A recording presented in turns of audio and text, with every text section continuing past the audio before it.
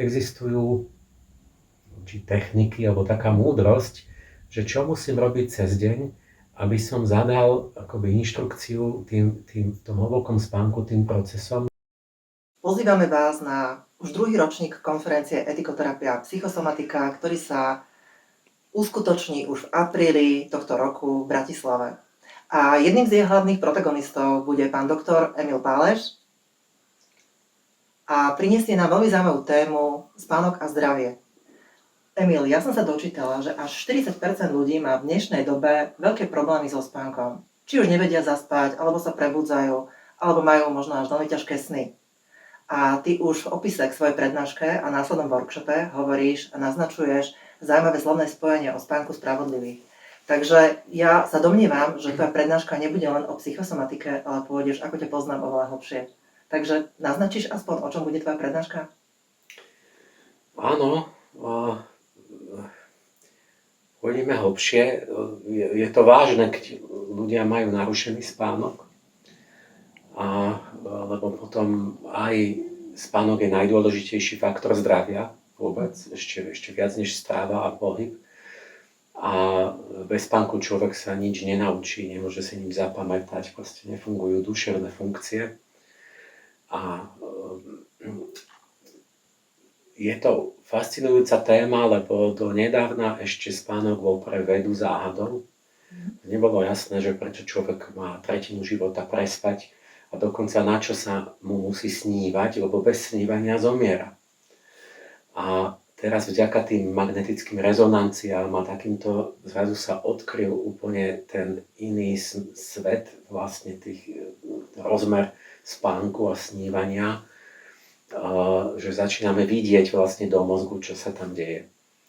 No a dejú sa tam nesmierne vážne veci, teda okrem tej regenerácie, že sa vitálne síly obnovia, tak čo sme vedeli, sa dejú oveľa hlbšie veci v tom snovom spánku.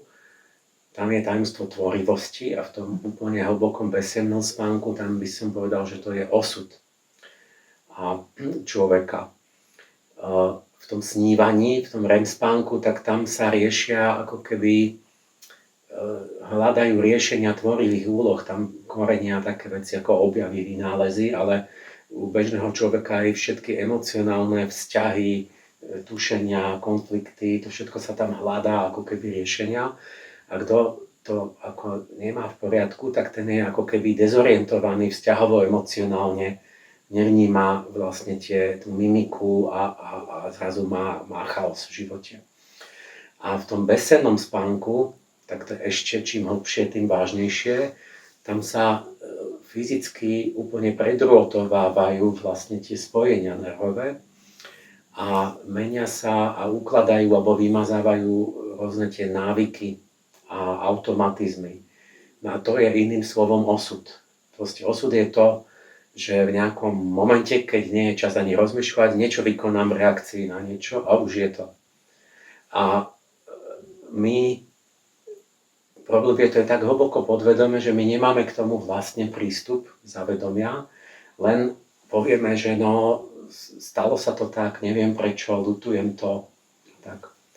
A práve to tajomstvo, že cez spánok okľukov sa tam dá dostať a existujú či techniky alebo taká múdrosť, že čo musím robiť cez deň, aby som zadal akoby inštrukciu v tom hlbokom spánku, tým procesom, že by prebudovali moju hlbokú prírodzenosť a tie ako zvyky a sklony k lepšiemu. No a toto nakoniec vlastne bola podstata mnohých náboženstiev, ako tej náboženských praxí. Veľká časť bola v tom, že sa robilo čosi, čo my dnes ako nerozumieme, ale vlastne cez spánok ľudia menili vlastnú prirodzenosť. A zakladateľ afektívnej neurovedy, Jak Panksepp, tak ten identifikoval 7 tzv. Afektívnych systémov, čo sú akoby 7 takých dávno hlbokých zdedených typov emócií, ktoré sú ako v pozadí motivačné, hybné sily všetkého skryté. No a tie sa podobajú na tú sedmicu klasických bohov z antiky, zo starého Babylonu. Takže vlastne ide o to, že nakoniec to, čo bolo v tých starých mýtoch, že človek vlastne po smrti alebo v spánku predstupuje pred bohov a musí s nimi si to vyrovnať, že či je alebo nie je spravodlivý, či si to tam vie dať do poriadku, alebo sa na ňo hnevajú. Tak toto sa vlastne deje v tom spánku a tú múdrosť o tomto by sme mali obnoviť. Emil, ďakujem ti, že to prinášaš, lebo vnímam to ako naozaj obnovenie tej starobilej zručnosti, ktorú kedysi sme vedeli používať, ale len si potrebujeme na to rozpomenúť. A mne to vlastne ukazuje to, že nie sme bezmocní vo vlastnom živote a sme schopní vlastne neustále zlepšovať tú kvalitu svojho bytia.